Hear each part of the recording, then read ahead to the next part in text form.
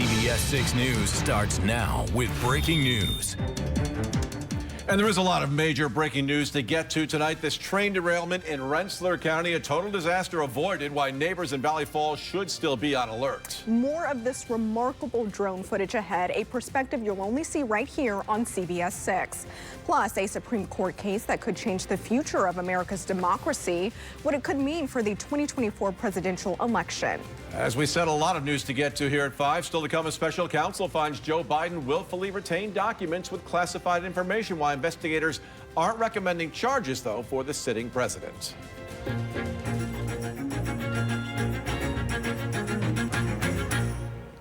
And we begin tonight with a You Paid For It exclusive. Tonight, Albany County's top law enforcer is being investigated for possibly playing fast and loose with the law, possibly for his own benefit. We have obtained these confidential letters. And breaking news coverage continuing in Valley Falls. Crews there still working to remove rail cars. CBS 6 first on the scene last night at a major train derailment, and the only station to bring you this unique bird's eye view, our Fraunhofer Sky Eye 6 drone, showing just some of the 10 train cars that fell into the Hoosick River. A 94-car train derailed Wednesday night. A stretch of Route 67 in the village of Valley Falls still closed tonight as crews continue to clean up. Their goal here is to get this track open. This is the main line that goes all the way up north. So this one, they got to get this track open as soon as possible. So their goal is to get this repaired and get this up and running. 2 cars went into the river carrying pellets, the majority of which dumped into the river and have continued to flow down the river since last night. The DEC says they're overseeing a comprehensive cleanup of the pellets, along with any other contaminants that may have spilled. We're told there are no health concerns at this time, but health departments are monitoring local wells for any adverse impacts. And CBS 6's Brianna Supardi is live for us in Valley Falls tonight. Bree, you were there last night. Has the scene calmed down at all since then? It has a bit. There are not nearly as many. Well, a major question in front of the Supreme Court today. Can states pull Donald Trump from their presidential election ballots because of his actions on January 6, 2021? National correspondent Kayla Gaskins joining us from outside of the courthouse where this huge hearing went down today. Mr. Chief Justice. Now to our question of the day. Should states have the ability to ban candidates from the ballot? You can use your smartphone camera to scan the QR code and reach this poll. Here's that QR code. We'll give you a chance to scan it. You'll also find the poll at cbs6albany.com. Well, still to come, COVID-19 still top of mind for those battling long COVID. Yeah, how a team of Capital Region researchers is working to study and better understand the virus. And coming up in sports, Super Bowl 58 is just days away. How both quarterbacks are handling the pressure leading up to the biggest game of the year. And hundreds of nonprofits in the Capital Region helping those who have fallen on hard times. And they need your help. All new at 6, how the littlest efforts can make a very big difference. COVID cases surging once again and mask mandates back in effect at some New York hospitals. This as millions of people are still dealing with long COVID or symptoms that continue well after a COVID infection, including shortness of breath, loss of smell, and brain fog. But now, thanks to a new grant, a team of Capital Region researchers are working to study and better understand long COVID in hopes of helping those still struggling. While the COVID-19 pandemic and the virus in general may seem like a thing of the past for many, it's never left the minds of millions of Americans who are still struggling with long COVID every day. According to the latest data from the CDC, in 2022, 6.9% of U.S. adults ever reported having long COVID. It's a far-reaching problem that Albany Medical College professor Dr. Ariel Chetovich and his team of researchers are working to better identify and understand. So we become involved in these studies because we were the doctors taking care of patients suffering from acute COVID. COVID was expected and was assumed to likely resolve after the vaccinations were scaled up. And we said, well, listen, it's going to be like influenza or other viral infections in which, sure, it's difficult, but you can get vaccinations and the situation gets resolved. And then we started to see about many patients coming to the clinic saying that they had protracted and lingering symptoms. Those symptoms now identified as long COVID. The doctor and his team recently awarded a $3.9 million grant to study just that. we haven't been able to identify a blood test that can specifically make the diagnosis of long COVID. We are conducting a study that is intended to identify a substance in the blood that is called biomarker, or some kind of blood lab test that can define objectively that the patient has long COVID. They're also working to develop a way to better monitor disease progress, to more clearly identify if a patient is improving or getting worse. The study, still in its early stages, already recruiting hundreds of participants desperate to find relief. We really wanna be part of something that is bigger than themselves and trying to help others, and that is, a really inspiring thing to me. Saying this work is just the first step in hopefully one day slowing the virus for good. It's extraordinarily difficult to investigate this disease in a large scale, and without investigating the disease, it's very difficult to understand that and potentially to cure that. The team is also partnering up with scientists at the University of Wisconsin on this research. For more information, or if you have long COVID and would like to participate in the study, visit this story at cbs6albany.com.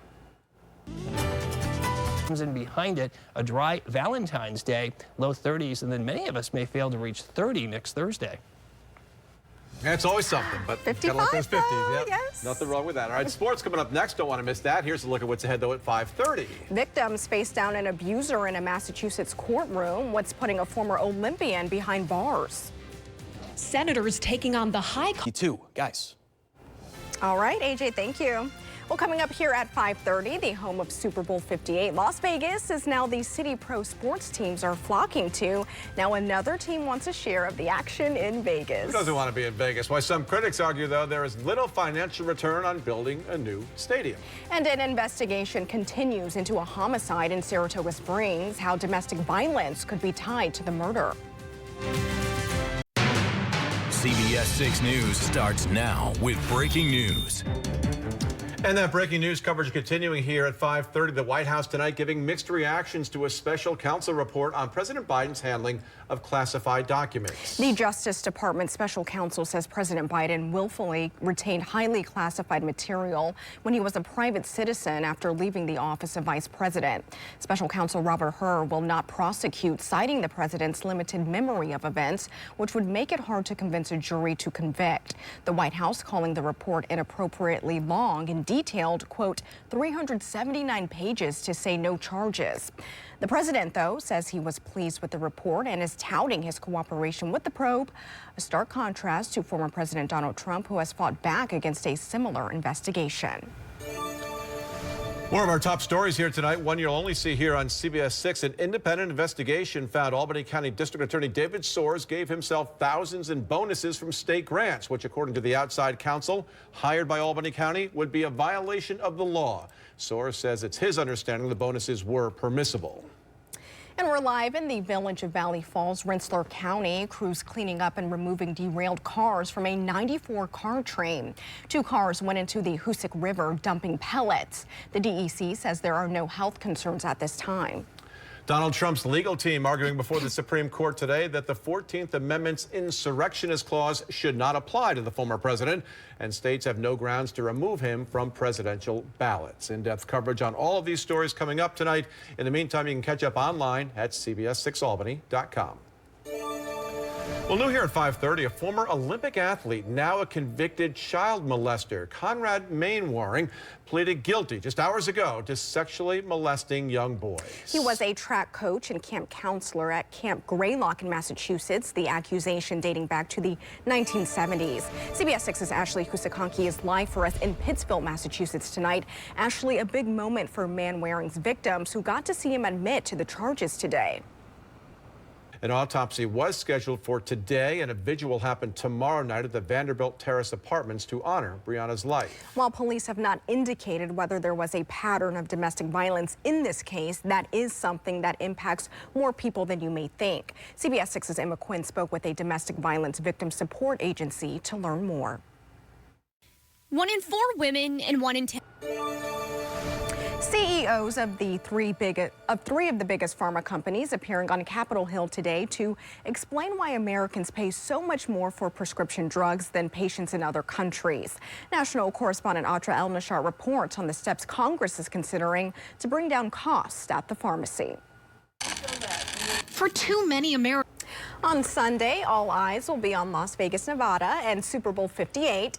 It will be played in a stadium that was in large part publicly financed. Now, another team wants a share of the action in Vegas. Spotlight on America correspondent Chris Daniels takes us to Oakland, California, and asks the question, why do local governments continue to give away taxpayer money while some critics argue there is little financial return on the investment?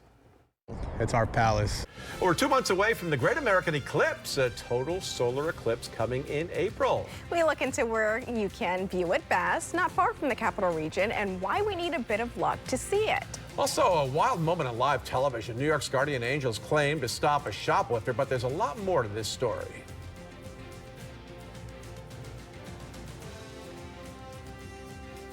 A once-in-a-lifetime event is now just 2 months away. On April 8th, the Great American Eclipse will be overhead for parts of New York. So what is it? Where can you view it best? And why do we need a bit of luck? Meteorologist Sam Copeland gets us ready for this monumental event. I spoke with astronomer. So we just happen to be sitting next to a man who was in Nebraska for the big eclipse. In 2017. And I'll tell you what, the difference between a partial eclipse, which is what we'll experience here in the capital region, it's going to be a deep partial eclipse at that, 97%, and a total eclipse is really night and day. It is truly an awe-inspiring and life-changing experience, and we are so fortunate that the path of totality is close, just within a couple of hours driving distance from the capital region. So you're better off going to a better spot if you really want to experience. If you want to see the, and like I said, the difference between a total and a partial is absolutely life-changing. It really is. Syracuse, Buffalo, Rochester to Watertown, right through the Adirondacks, Tupper Lake, Saranac Lake, Plattsburgh, over to Burlington, all in the path of totality. The question is going to be when dry weather returns on those days. All right, good deal. Thank you very much, Stephen. Coming up all new at 6 tonight here on CBS 6. Hundreds of nonprofits in the capital region helping those who have fallen on hard times. And they need your help. All new at 6, how these smallest efforts can make a big difference. In the meantime, 7 migrants have been indicted in connection to an attack on 2 NYPD police officers in Times Square last month.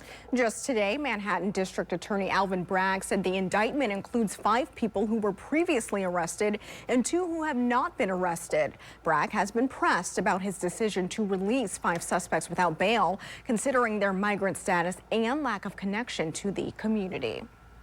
Well, still to come tonight, an exclusive report first here on CBS 6. Yeah, the Albany County District Attorney is now under investigation for allegedly mismanaging taxpayer-funded grants for his own benefit. Our exclusive investigation, because you paid for it, first here on 6.